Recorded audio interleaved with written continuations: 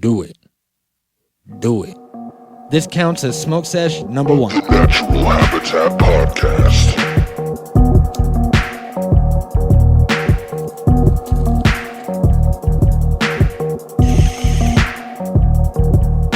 The Natural Habitat Podcast.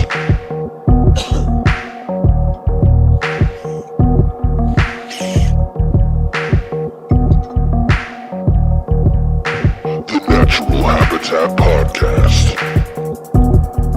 All right. What up? I hope that everybody's having a great New Year so far. I gotta pack up a fresh one right here. I know that I am. I guess that's kind of a lie. My New Year's a little shitty, but it could be a lot worse. You know what I mean? So I'm having a mediocre New Year, and I hope that everybody else's is just as mediocre. My name is Mikey Boohyah. This is the Natural Habitat Podcast. Thank you for joining me. So we've been doing this show for a while now. We have a vast archive of episodes that are available on iTunes, Stitcher. We have some on YouTube, not all of them. We're working on it. And pretty much any podcast-related distributor or app that you can download on your phone, just search Natural Habitat Podcast, and we're on there. So today we're going to be taking a journey through the past and going to be reflecting on some of our favorite times here, some of our good memories at the podcast, some awkward moments, some things that probably shouldn't have been said that I'm going to highlight and re-say. So we're going to get into that right now. And the first one that I have set up is an old school one. This is all the way back at episode 31, and it's myself and William Waffles. He used to be the host before Joey Black came and stepped in and started doing his thing. So William Waffles and myself did episodes that were called Just Smoking Chronic, all right? Originally, they were called Juggalo Smoking Chronic, but we changed the name to Just Smoking Chronic because, you know, it turns a lot of people off. So I'm not trying to turn people off. If anything, I'm trying to turn everybody on. So right now I'm going to turn you on to this old classic episode, Just Smoking Chronic. And this is pretty much where it started, what we used to do. And, you know, the show now is real structured. We have, you know, Saturday matinees, our Throwback Thursdays, our Tuesday interviews days sometimes. And, you know, we have a lot of topics that we'll talk on.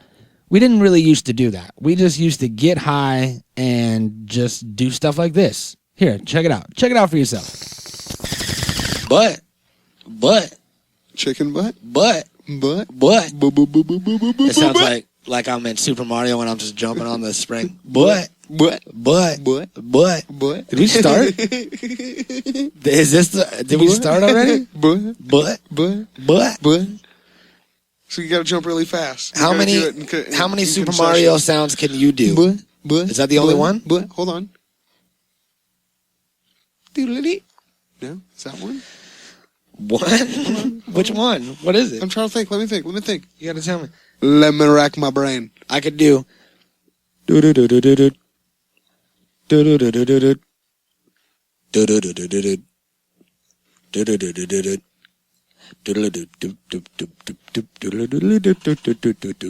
was the last time you played the game? It's been a long time. That's just in my head. I have that stored in my head.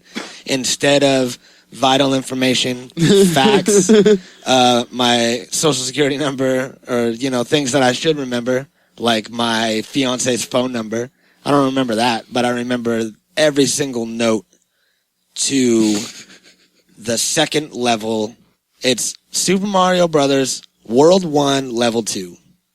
Yeah. When you go underground. Mm-hmm. You know the one I'm talking about. Oh, I know exactly what you're talking about. And then you jump up on the top and you just run along the blocks the whole whole time. Yeah. No matter what, you just run along the blocks the whole time. And that is just a metaphor for life. Until you get to the very end. You play that level, you find out what kind of person you are. When you got to jump right over. Yeah, well, that little gap. You could jump.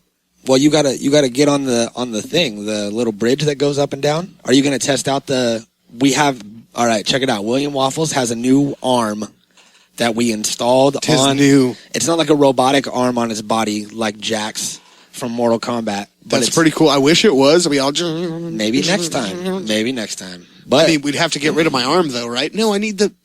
What do you want? The torch? Yeah. God, okay, here. Did I do the lighter thing?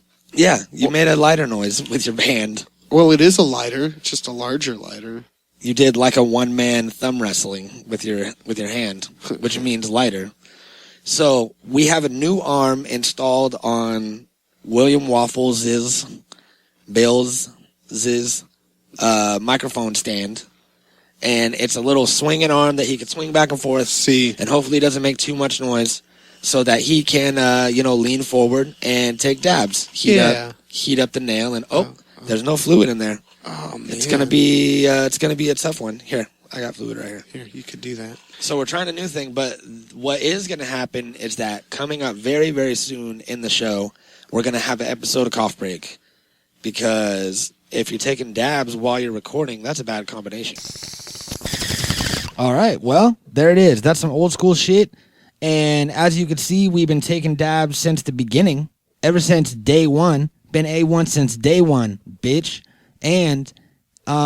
we've also been doing NHP smoke sessions since the beginning, because apparently they were called episodes of Cough Break back then, and I vaguely remember coughing into the microphone for a long time, and maybe even playing music. There was a time way in the beginning, before that episode, when we used to play music behind our talking, and it gave it that old school kind of disc jockey radio feel, and we put the kibosh on that once we found out that it was uniform for podcasts to just be talking. And plus it gets kind of busy. Gets a little too busy when there's, bass and kicks and hi-hats and stuff going on, along with voices. So we ended it. But that was a classic episode. We still get to do episodes with William Waffles every once in a while. I think that we're going to have one coming up here in a couple weeks, and he has his own podcast that he started called the Omniology Project that only has one episode because he hasn't released episode 2. Come on, Bill. Where you at? Episode 2. People are waiting, man. I'm waiting. People are waiting. The first episode was good. So where's the second one at? I hope that I'm on it. Am I? You would tell me if I'm on it, right? You wouldn't just record our cell phone conversations and then put them on the air? I hope not. Well, I guess, if I get paid later in residuals, then it'll be all right. So, back in the day, like I said, William Waffles was my co-host, and around episode 50, I want to say it's 52, William Waffles moved to Oregon. We've been talking about it a lot here. All right. William Waffles, he moved to Oregon, and Joey Black, one half of Varsity Dropouts, stepped in and took command of the co-hosting position. And we are now both co-hosts of the podcast. And, it's been going good. We've been getting everything a lot more structured, like I said. And we still somehow smoke the same amount of weed, if not more, and, get shit done. We've been doing 3 episodes a week, motherfucker. So this is a clip that I want to play from the very first episode with Unknown. And this was his debut as the permanent host. So I want to say he was on an episode before this, but it was just a short one or an interview or something like that. But this is his debut episode, so let's get into that right now. Rowdy Piper died also, that I wanted to say. I was a huge WWF fan growing up when I was a kid. I was from the 80s, early 90s era, you know what I mean? I even watched, when I was young, my grandpa would make me watch the old school ones, like even back into the 70s and 60s wrestling, you know what I mean? So I was a huge fan of that shit growing up, and Rowdy Piper was always one of the biggest stars. He was always a good dude. He always had a smile on his face no matter what, you know what I mean? And I just wanted to give a shout out about him, you know, R.I.P. to the legend himself, where Ronda actually got her name from. And Ronda gave a little speech after the fight too, giving a shout out to him as well, saying that hope that he's up there watching her and that he's with her dad and that they're proud of her, you know what I mean? So I thought that was pretty cool of her, because he was definitely an inspiration to a lot of people outside of the ring. You know, I know that when we were growing up, wrestling seemed real to us. You know?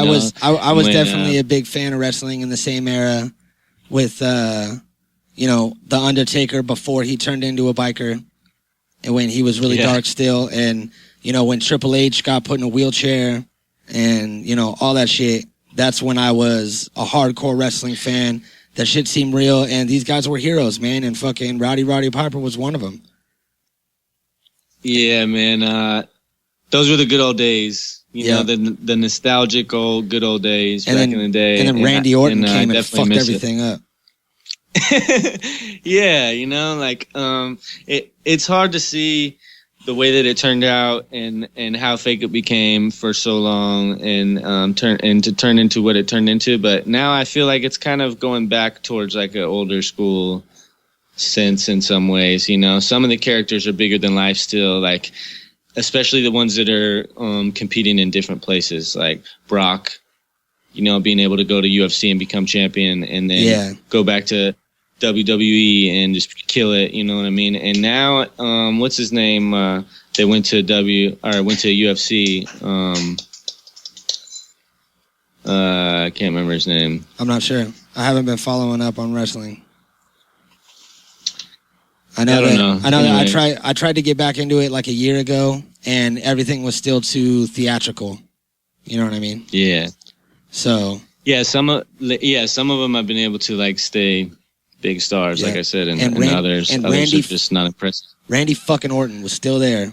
And I fucking hate him, man. Like, because The Undertaker turned into a biker and lost the whole, like, fucking trench coat and fucking creepy getup. And I hated it. It, like, fucking pissed me off because he was one of my favorite wrestlers. And then that was, like, you know, the age when I started, you know, doing drugs and, you know, chasing girls and shit. So I was like, fuck wrestling. The Undertaker's a bitch. I'm done with it. And then, like, a little bit later, like maybe 6 months or a year later, I started watching it again and started getting into it. And then fucking Randy Orton showed up and was just the biggest bitch and was just kicking everybody's ass. And it fucking pissed me off, like, way too much. And I was too invested in it, so I had to stop.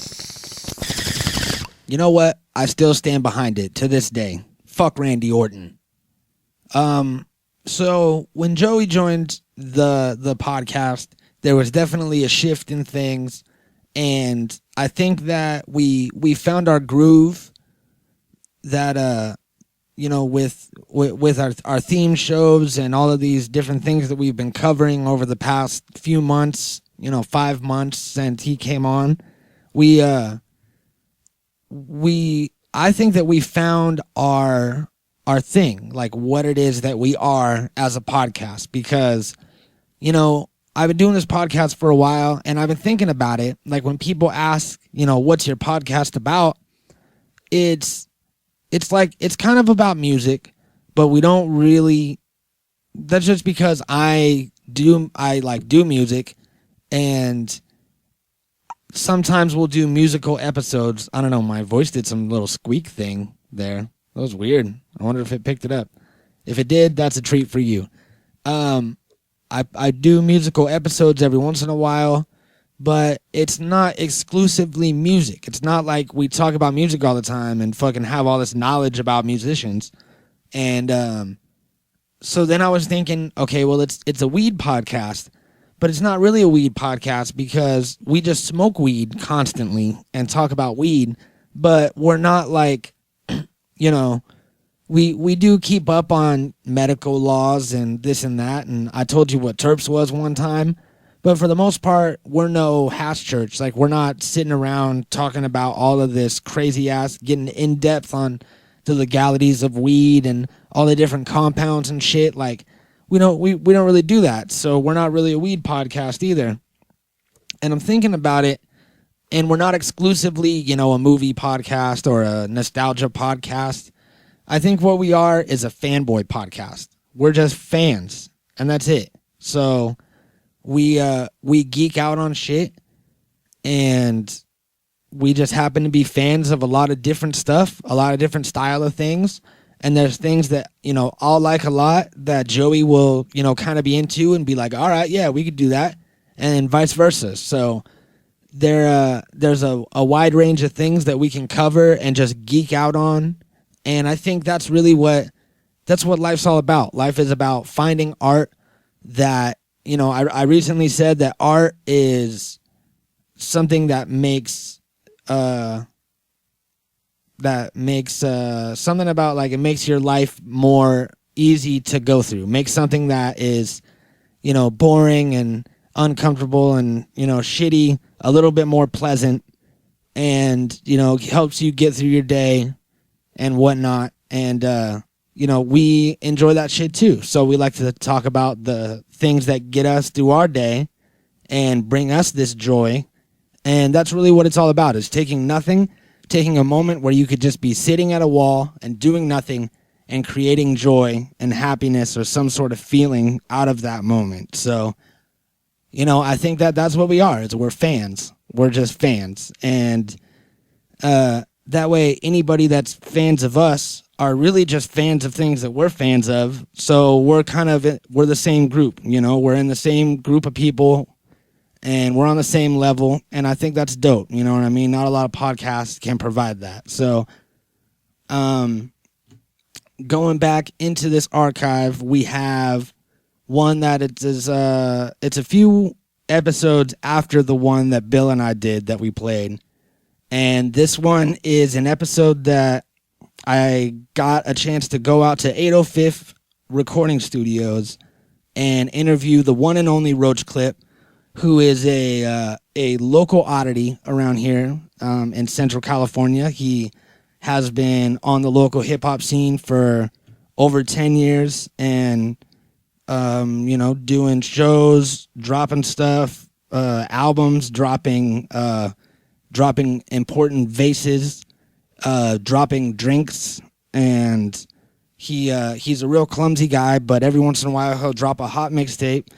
And this is what happened. He dropped an album called The Downside, which you can get somewhere at roachclip805.bandcamp.com is where you can get that for free.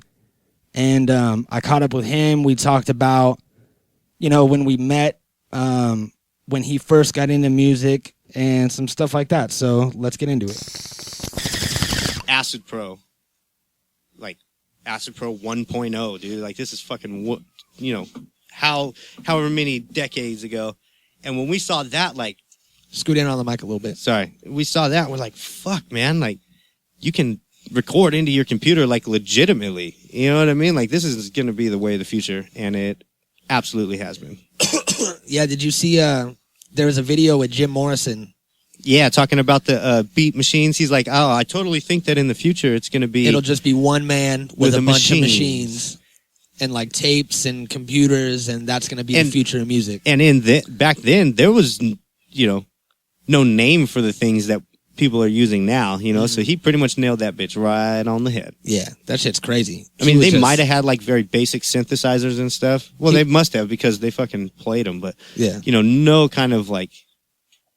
How it is now is ridiculous, man. You can get one keyboard nowadays that has more sounds than were even around back when they were making music. Yep, and you could loop and stack right on the keyboard. You don't need any sort of external hardware. Yep. You just fucking press buttons and record it. Dude, it's the age of the one-man show nowadays. Yep. So you started your primitive recording, and then you and Keep a Greeny Leaf linked up, and you started Homicidal Youth. With Dirty Charlie. Which that was about the time when I started listening to your music, was when the Homicidal Youth album came out. Yeah, that was like high school. Do you remember where you and I met? The first time that we were together in the same place? Because we had the same friends forever. Yeah. I don't know. It was at the grand opening of Malenko 500. Malenko 500, yeah. That's right. And Derek Green. And then I rode down there with John Dub. Yep. And Ronnie. And I think Fatty Bass. And we all took a picture with Missy in the parking lot. That's right. I do remember it. And someone had that picture. I don't have it anymore, but I had it for a long time. I think John had it because I want to say his mom took it. Yeah, that sounds about right. Yeah. And I remember I almost got arrested that day for directing traffic. In the middle of the street playing fucking Morton's List. Yeah. I remember all that shit. That's crazy, bro. We were like fucking... We were young. 13 years old or something like that. Pretty fucking young. And you know what? What was the fat dude's name that owned Malenko 500? Or worked there? The fat lady? No, the fat dude. Oh, the Mexican dude, chunky. Oh, yeah. I see him. I know he comes into my work occasionally. There was like Sean. That was the white boy. And then... Something Mike? Was it like Diamond something? Or Softcore Mike? Softcore Mike or Diamond Dawn? I want to say it was something like that. Yeah, you and Awesome Ty actually lived together for a few years. Yeah. Shit, and speaking of which, we had a fucking whole album that we never dropped. Me and him. It's called Thrown Out the Club, and it was hella funny and dope. That's right. I heard it. Yeah, it was like, it was something that we were going to do, and it was right before he started pushing his group home, like the group that he's in. And it was kind of in between when I was doing Vice Versa with yourself. Yeah. And that was a good time. Yeah, Vice Versa was dope. I mean, that shit was cool. Rock, rap, full band with rap. Yeah, look it up on YouTube. There's some songs and some videos on there. Man, see, there's so many groups and projects that I've done. It's just like, fuck, dude. It's hard to keep up. And it's funny because the internet never forgets. If you uploaded something one day, it's up there. Dude, it's still forever. there. Yeah, you can find it. You can find our very first So High Click video that we shot in Arizona on YouTube still. Yep. It might have like 304 plays. You know what I mean? I don't fucking know. After all these years. Dude, like something. I don't fucking know. But back in the day, you couldn't even push YouTube like that, you know? Yeah. There was no medium to really push links. I remember you used to have to like write the full link down and be like, dude, look, check that out on YouTube. Yeah. You know what I mean? Like it wasn't a thing like it is now. You couldn't just text it to somebody or share the link on their Facebook page. Not at all. And then now it's just so saturated, people don't even pay attention to it when you do. Dude, but you know what sucks? It's like now if you are not big on some sort of social media, fuck, dude, you need to have that at least just to start to push yourself. Yeah. Because you don't even you can't establish yourself as an artist now doing it how we did it back in the day. You can't hit the high schools with fucking CDs. You're going to get kicked out of there. Yeah. You can't hit like the hot spots and try to give someone a physical mixtape because they're like, well, what am I supposed to do with that? I don't have a fucking CD player. Right. It's like, what the fuck is going on? Like, you know, I'll give it Famous Deuce, Jarvis, very, very forward-thinking guy. Dude, because I was trying to convince him, like, you know, we did that 1224 CD, me and him, and I'm like, dude, let's do some, you know, physical CDs to just hand out, like little samplers. Everybody used to have a sampler back in the day. Yeah. You know? And he was like, man, fuck that. Why? Why would we waste our money on that? He's like, let's just print these squares that you could just hand it out like a flyer, but you're going to scan it, download it, you get the songs anyways on your phone. Yeah. I'm like, I would have never fucking thought of that. Yeah, you just scan it with your camera and it's done. Send you right to the website. Bada boom. That was a really good episode. The one that we did with Roach Clip, it is episode 35. He gave out a lot of good advice for upcoming artists. And it's a real good look in on, you know, on the inner workings of him and his music. He's a really good guy, great friend of mine. And, you know, it was an honor to chop it up with him. So we're going to get him on here again soon and see what's going on with him, because it's funny that all these people he was talking about, you know, how Awesome Ty, he used to live with them, and then they made that album and it never came out. And then him and Jarvis, you know, did 1224 together, which is available on SoundCloud. And there's a verse with me on there, which is a little messed up. If you listen to it, when it got uploaded, a piece of it got chopped out and it's kind of smashed together. So, Nick, if you're listening to this, go and fix it. And everybody else listening to this, go and listen to it, because everything else is gravy. It's just my verse that's messed up. So it's really just me and my ego that's upset about it. You won't miss out on too much. But all of those guys got together and made the group Rogue Status, which is Roach Clip, Awesome Ty, and Famous Deuce. So it's funny that, you know, they're all in a group now, and they were all working together loosely at the time that we recorded that. And I think that this is the first time.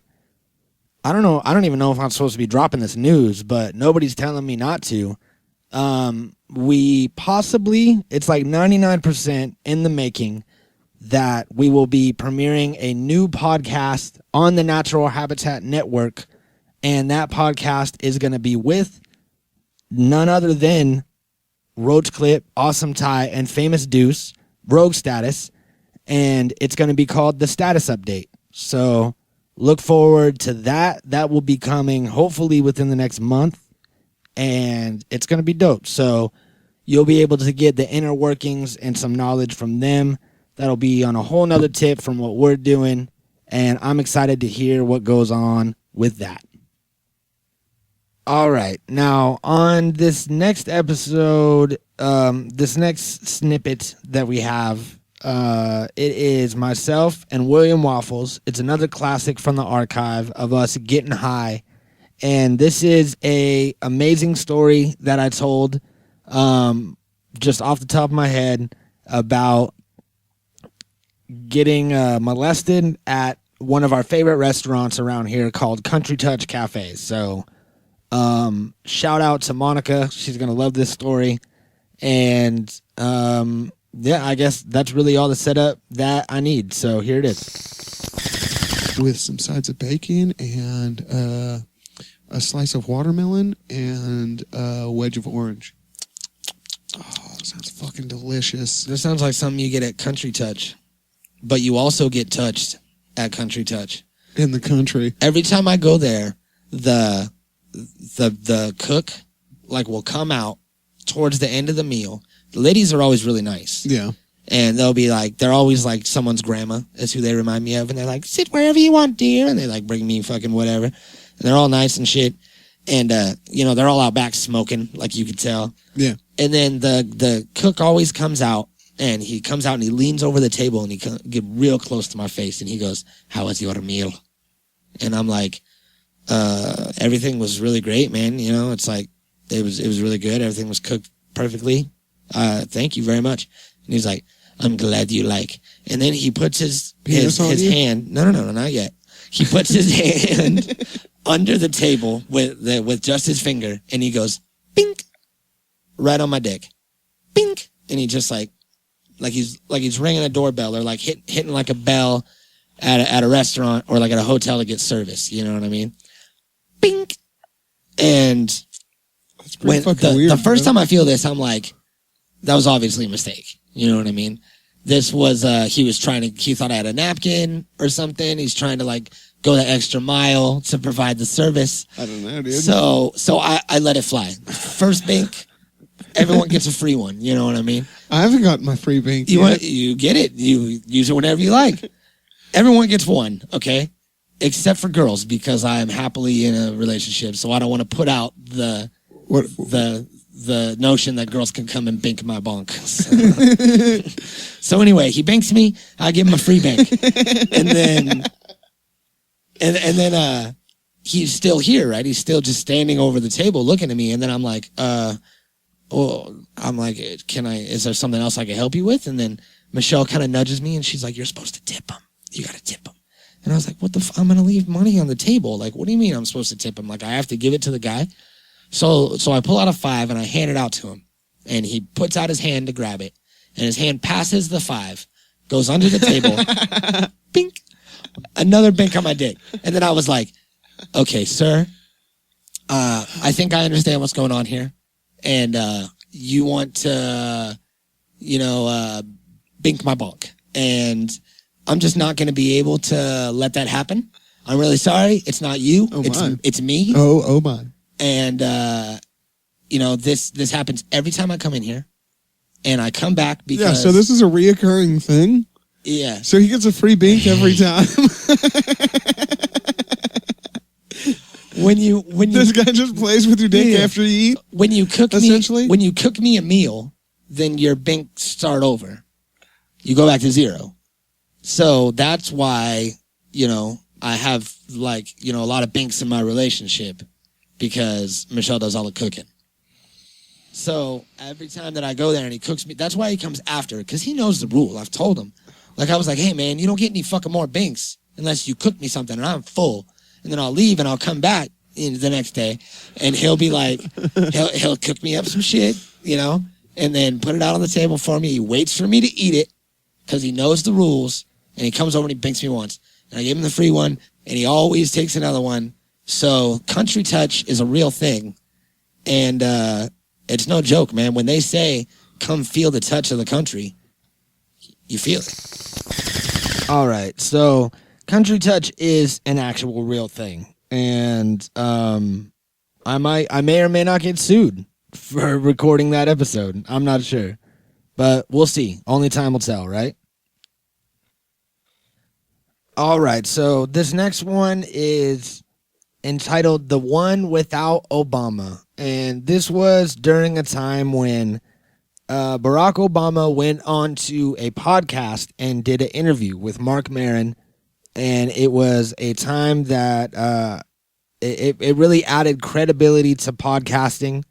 And at that point, it boosted podcasting. A lot of people were turned on to podcasts because of it. They wanted to hear it. And it forced them to, download an app or go to SoundCloud or iTunes podcast and then learn how it works. And after that, they started getting more and more that weren't, with the president, because there's only one with the president. But it made it to where, podcasts for a long time were just things that people did for fun. Like comics and stuff would do them for fun out of their garage. And they would, get their friends on it and everybody would bullshit. And it wasn't like it was taken seriously by the fans, but they weren't really taken seriously by the world. Nobody really talks about, podcasts in general media. But from Barack Obama going and being on a podcast, he just added credibility to the field, to the genre, made it to where podcasts are an actual way to reach people and not just something that a small group of people are doing for fun. And now with, smaller and smaller file sizes, with easier data plans for cell phones and everything, it's a lot easier to get podcasts. You can download them on your computer, transfer them to your phone. It's whatever. So it's a lot easier to access them. Every day it gets easier and easier for people to listen to it.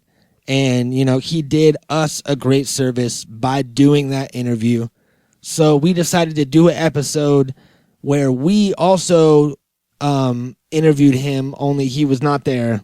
And we didn't ask him any questions. And we just used his name for all of the tags and all of the links. The description is William Waffles and Mikey Boohyah were not lucky enough to interview Barack Obama. So this is kind of what it's like. Just a dab. I probably should have cleared that snot away from the microphone. I did it right into it. Every once in a while, they need to, that we're real. We bring you real life here, and we're also real people. And if you don't believe it, just listen to the snot that's in my nose. I was farting a couple of weeks ago on here, I think. Very true. Very true. Oh, that's a huge dab. So, I don't know if you heard about this, Mr. Waffles, but I'm listening. Are you familiar with Mark Maron, the comedian / podcaster? I am familiar with him. I haven't followed him or watched his show, but I'm familiar with the individual. All right. Have you listened to his podcast at all? No. No. Well, he has he has good podcasts, and then he has some not so good podcasts.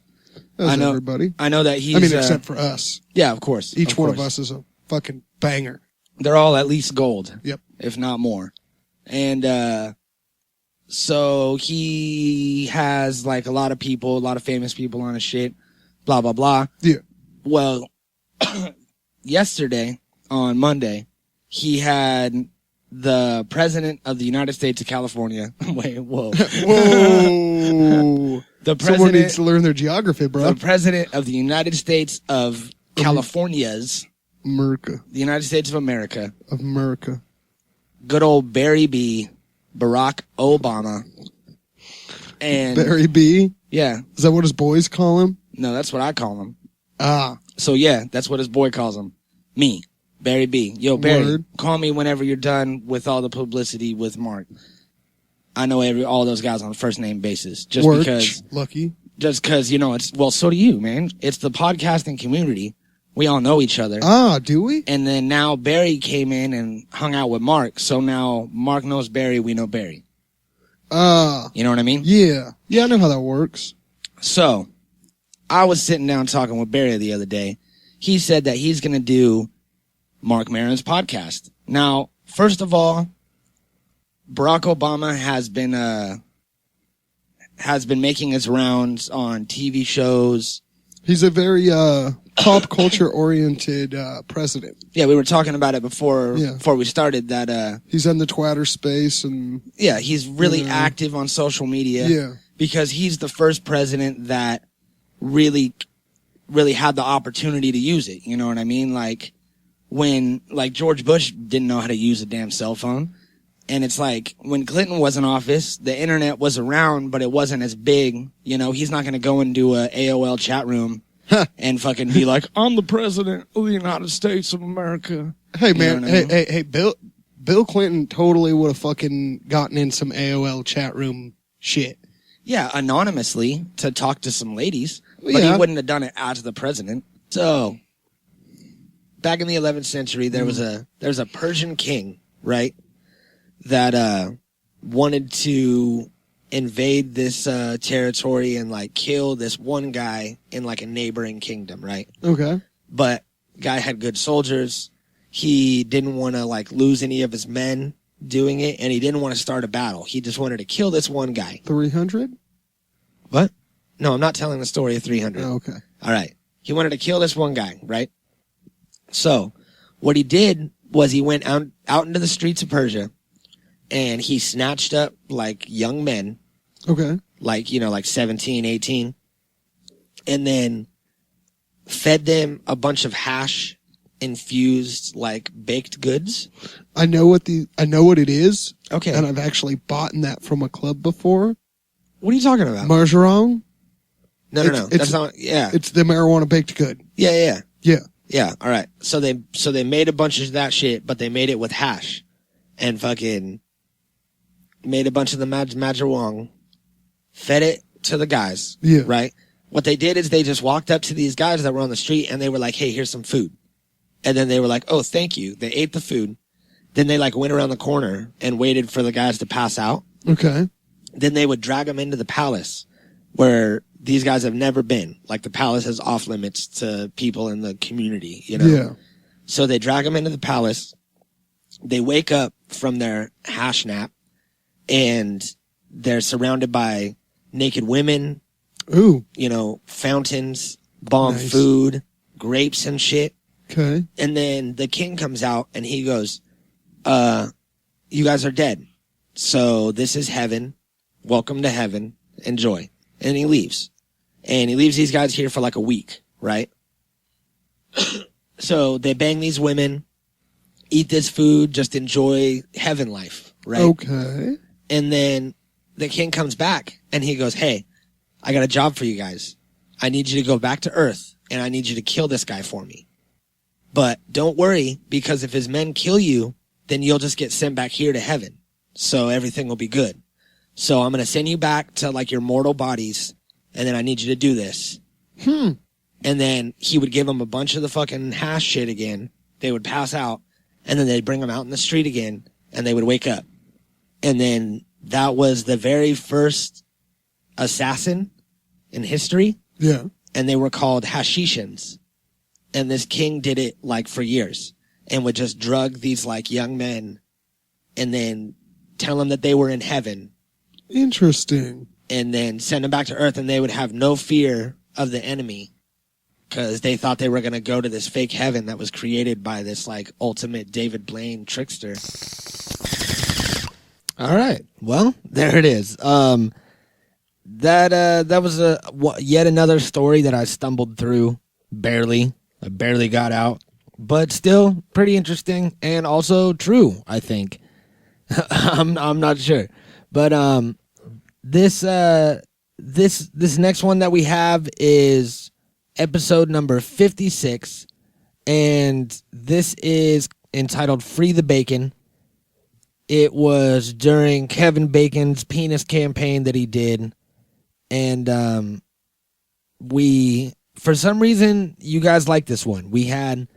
This was number 1 on the stats forever. I think it finally got beat out by, I want to say, Got Bass. And this one, before we started doing interviews and getting more high profile people on the show is what I mean. This was the fan favorite, Free the Bacon. Get your shit together, Mikey. Spit it out. You know what? I'm just going to stop talking, and I'm going to let this pre-recorded version of me talk, and hopefully he does a better job.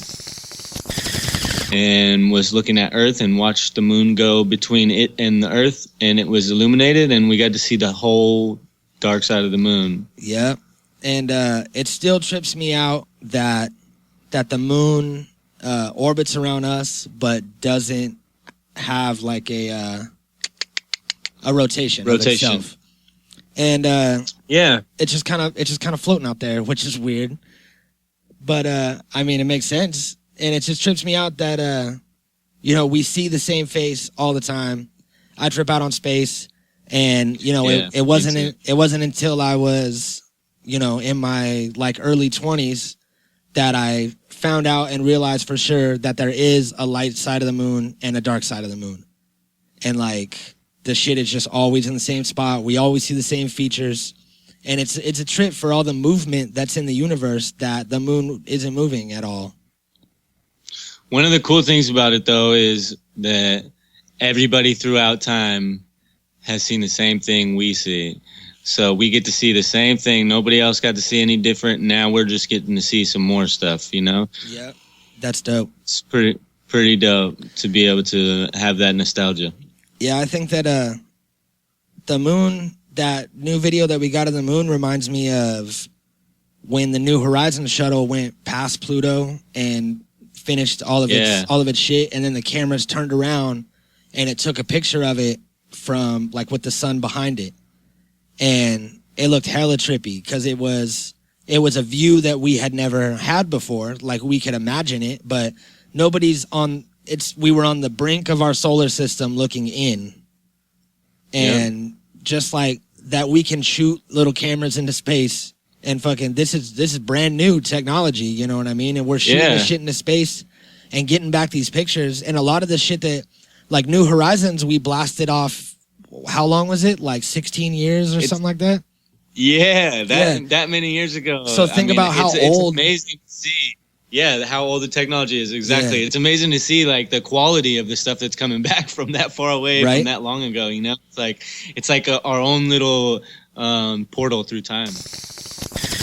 Man, that is crazy. And I just tripped myself out by listening to that. The fuck? I just been sitting around smoking weed, and now I'm thinking about how tiny we are, man, in space. Space is fucking huge as shit. You know how big space is? It's all the way big. To quote myself. I think I've said that before. I don't know. But let's jump into another one. Why not? We got some time. We got all the time in the world. All right, I'll leave you guys with this one last Throwback Thursday of Nickelodeon Splat. We were really excited when we found out that Nickelodeon Splat was coming. It's a whole network that's dedicated to old school cartoons, and we definitely got some good conversations out of it and played, I want to say, was our second round of Guess That Theme Song. So this is episode 76. Nickelodeon Splat, and I make some accusations, which may be true. I read them somewhere, so that means that it could be true.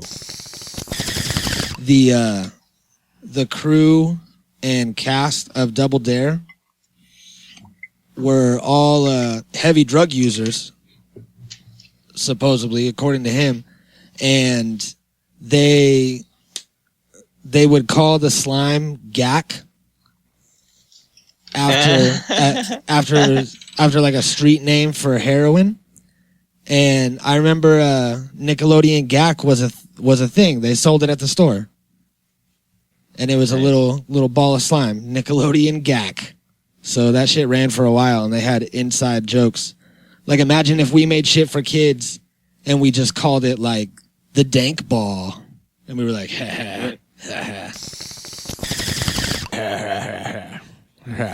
well, that's a little short and sweet one to do you out on, because while I was recording these, I somehow misplaced my hash. And during that last one, not this one, but the one before, I went and searched for it, and I couldn't find it anywhere. And now I'm getting worried and a little upset because my hash has gone, and that's all of my hash. So don't count your eggs before they hash, and don't keep all your hash in one container, all right? That's my words of wisdom for today. So thank you for joining me, everybody. We will be back on Saturday with a Saturday matinee.